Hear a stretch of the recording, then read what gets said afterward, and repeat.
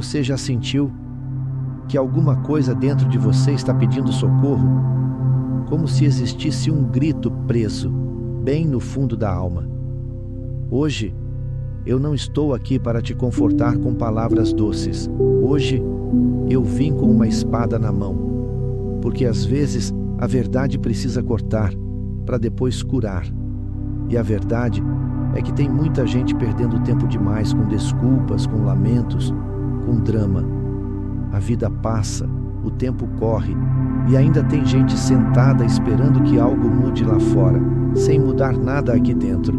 A sabedoria antiga já dizia: jamais vi um justo desamparado, nem sua descendência mendigar o pão. E sabe por quê? Porque o justo trabalha, o justo se levanta, o justo age, mesmo quando dói. Por isso, me permita ser direto com você, minha irmã, meu irmão. Para de reclamar e vai viver o que você foi chamado para viver. Tem gente orando por portas abertas, mas quando Deus abre, a pessoa tem preguiça de passar. Tem gente pedindo respostas, mas não suporta a exortação que vem com elas. E é sobre isso que eu quero falar com você hoje. Porque a palavra, a verdadeira palavra, não é feita só de consolo. Ela também fere, também corrige, também alerta. A verdade é que quem ama, corrige. Quem ama, exorta. E quem ama, diz o que precisa ser dito, mesmo que doa. Sabe por quê? Porque quem ama quer agradar. E agradar é mais do que dizer palavras bonitas. É alinhar atitudes com o coração de quem se ama. Se você ama de verdade, você cuida. Você presta atenção no que agrada, no que incomoda, no que faz sorrir e no que faz sofrer. Quando você ama alguém, você muda coisas pequenas. Você se pergunta: será que isso aqui agrada? Você presta atenção nos detalhes. Talvez pareça pequeno, mas pequenos gestos mostram grandes amores. Quem ama não insiste no que machuca. Quem ama não provoca o que desagrada. E agora, deixe eu abrir algo pessoal com você. Não é sobre mim. É sobre uma verdade espiritual. Existe um tipo de atitude que entristece profundamente aquele que nos criou. E não é só uma ou duas, são várias. Tem coisa que ele tolera, mas tem coisa que ele rejeita. Tem coisa que ele simplesmente odeia. É forte, eu sei. Mas você precisa ouvir. Tem atitudes que afastam a presença. Tem comportamentos que abrem brechas. E tem decisões que fazem o céu se calar.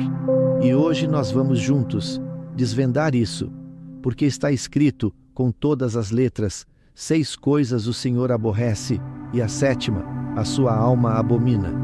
Ele não apenas reprova, ele se entristece profundamente. E é sobre essas coisas, essas sementes podres, esses hábitos silenciosos que corroem a alma, que eu quero te alertar agora. Você está pronto para esse mergulho? Então respira fundo, porque o que vem a seguir não é para qualquer um, é para quem realmente quer transformação.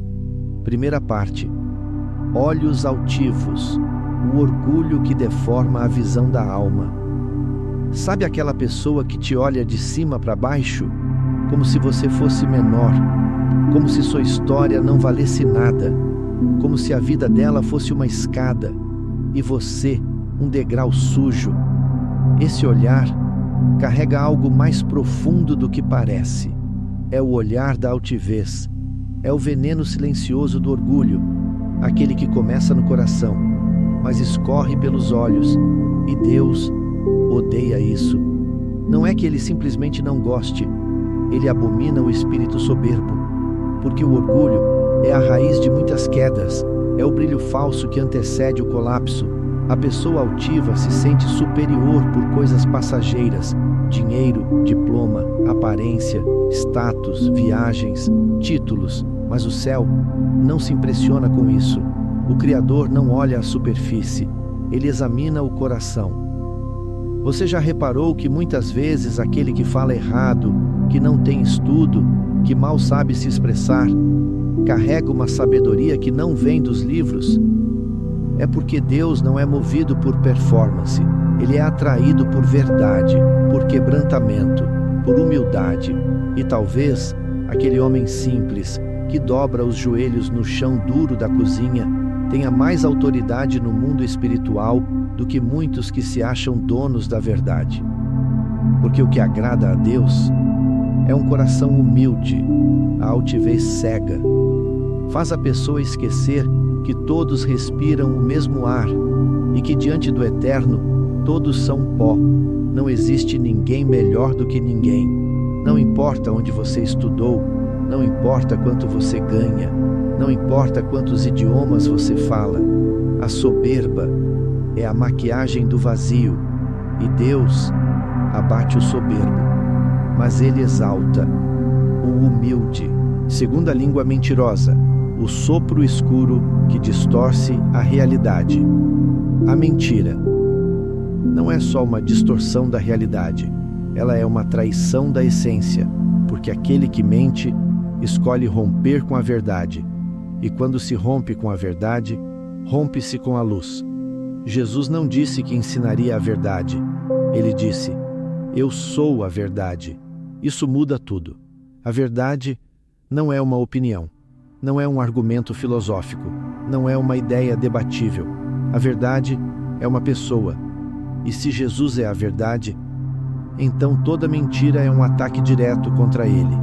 E pior, a mentira tem pai, um pai cruel, mentiroso desde o princípio, aquele que enganou Eva no jardim, aquele que seduz com palavras doces, mas mata com veneno na língua.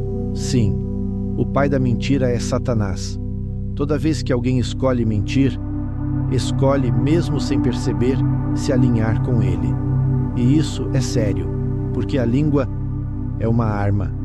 Com ela, você pode construir ou destruir, pode curar ou ferir, pode libertar ou aprisionar. Está escrito: a vida e a morte estão no poder da língua. Então me diga, o que você tem falado? Suas palavras têm semeado verdade ou manipulação? Você fala para edificar ou para impressionar? Porque no fim, a mentira sempre cobra um preço. Ela começa leve, fácil, disfarçada, mas depois ela cobra com juros o que parecia inofensivo. Deus odeia a língua mentirosa, porque ela destrói lares, contamina relacionamentos, fere reputações, mata sonhos. E o pior, ela destrói a própria alma de quem a usa. Seja verdadeiro, mesmo que a verdade doa, porque é melhor ferir com a verdade do que iludir com a mentira. A verdade que sua língua deve falar, não o que agrada, mas o que liberta. Se você foi abençoado com a capacidade de falar, se seus lábios carregam palavras, então, por que usar essa dádiva para espalhar falsidade? Por que usar sua voz para agradar, quando poderia estar libertando? Vivemos tempos onde muitos preferem mentir para manter o conforto alheio, ao invés de dizer verdades que curam, mesmo que doam. Mas escute isso: a verdade pode ferir por um instante, mas a mentira corrói por uma vida inteira. Se você tem boca, que ela seja instrumento de exortação. Se tem voz, que ela anuncie o que é eterno e não o que é conveniente. Se tem coragem, então fale o que precisa ser dito e não o que esperam ouvir. Tem gente vivendo como vítima, mas no fundo está escolhendo permanecer na inércia. Reclama da falta, mas despreza o esforço. Lamenta a escassez, mas se recusa a agir. E agora eu falo com amor, mas também com firmeza. Talvez essa palavra seja para você, talvez seja para alguém que você conhece, mas o que importa é que é verdade. Tem gente que está vivendo às custas do suor dos outros, gasta sem plantar, pede sem buscar, chora sem se levantar, e o tempo passa, e o vazio só aumenta. Não adianta chorar pelo pão. Se você despreza o campo, a vida exige movimento, a fé exige atitude, e a dignidade nasce do trabalho. Está escrito: quem não trabalha, também não coma. Não é maldade, é justiça, é a ordem natural das coisas. Plantar para colher, lutar para vencer, servir, para ser digno da recompensa. Então, levanta, não como vítima, mas como guerreiro. Anuncie sua disposição, ofereça sua força, use sua criatividade, cuide de alguém, ajude uma criança, ofereça companhia a um idoso. Ensine o básico da tecnologia a quem nunca teve oportunidade. Tem tanta gente precisando. E você aí, parado? Você tem valor, você tem potencial, mas precisa sair da zona de lamento e entrar no território da ação. A sua língua não foi feita para murmurar, foi feita para proclamar. A sua mente não foi feita para lamentar a escassez, foi feita para criar soluções. O céu não se move por lágrimas de vitimismo. O céu se move por atitudes de fé. E se você acredita que Deus é justo, então prove isso com sua postura, porque o justo nunca será desamparado, e sua descendência jamais mendigará o pão. Mas o justo também não se acomoda, ele se levanta e age. E agora, me diga com sinceridade, você vai continuar usando sua voz para reclamar? Ou vai usar sua boca para declarar que hoje é o dia da virada? A escolha sempre foi sua. Não seja um farol falso. A mentira caminha com os olhos fechados para o abismo. Tem verdades que doem, mas tem mentiras que matam. E às vezes, o que parece compaixão é, na verdade, conivência com a destruição. Tem gente por aí distribuindo consolo que embala a alma rumo à perdição. Fala o que agrada, o que afaga, o que embriaga, mas não fala o que transforma. E me permita ser claro, isso é uma forma disfarçada de maldade. Se você tem voz e não usa para alertar, se vê alguém se perdendo e não diz nada, se conhece a verdade, mas prefere a omissão, então sua língua se torna cúmplice da queda. Não adianta estender a mão com pix, afeto e frases prontas. Se o que a pessoa realmente precisa é de um acorda, não adianta alisar o ego, se o espírito dela está clamando por libertação. Amar não é passar pano, amar é ter coragem de confrontar, é dizer, olha, isso que você está fazendo vai te levar para o buraco. Essa vida que você insiste em viver não agrada a Deus. Você precisa parar de se enganar e começar a se alinhar com a verdade. Porque a mentira não é só fofoca, não é só difamação. Mentira também é aquela palavra doce que esconde o veneno da omissão. Quando você finge que está tudo bem, quando claramente não está. Quando você diz coitadinha, quando na verdade deveria dizer acorda. Quando você encobre o erro com palavras suaves, ao invés de expor a raiz com palavras firmes, você não está ajudando. Você está sendo uma pedra no caminho de um cego. E cego tropeça, cego cai, cego pode não levantar mais. Dizer a verdade não é julgar, é amar o suficiente para não deixar a pessoa morrer enganada. Às vezes, você é a única pessoa com coragem de falar. Então fale, com amor, com firmeza, mas fale, porque a verdade, ainda que incomode, é o único caminho que liberta. 3 meses que derramam sangue inocente, a violência que clama ao céu e agora, seguimos para algo ainda mais sério, mais profundo, mais sombrio. Mãos que derramam sangue inocente. Essa é uma das coisas que o Criador odeia, porque o sangue tem voz. E o sangue inocente clama por justiça, clama por resposta, clama por juízo. Não pense apenas em assassinato literal. A morte tem muitas formas. Matar não é só tirar a vida com uma arma, é tirar a esperança com palavras, é destruir a dignidade com atitudes, é ferir a alma até que a pessoa se torne uma sombra do que foi. Há quem derrame sangue com palavras frias, com rejeição, com abandono, com desprezo. E há quem derrame sangue com suas escolhas egoístas que causam dor em quem nada tem a ver com seus pecados. O sangue inocente é o sangue dos vulneráveis, das crianças que são abandonadas, das mulheres que são abusadas, dos homens que são mortos pela injustiça, das vidas interrompidas por escolhas cruéis. Deus vê, Deus ouve e Deus cobra. As mãos que ferem o inocente serão confrontadas. E se você acha que é pequeno demais para mudar isso, lembre-se, você pode não estar derramando sangue, mas pode estar calado diante de quem o faz. E isso também pesa. Não seja omisso diante da injustiça. Não seja frio diante da dor. Não se cale diante do grito dos inocentes, porque há um Deus que não se cala. Mãos que derramam sangue inocente.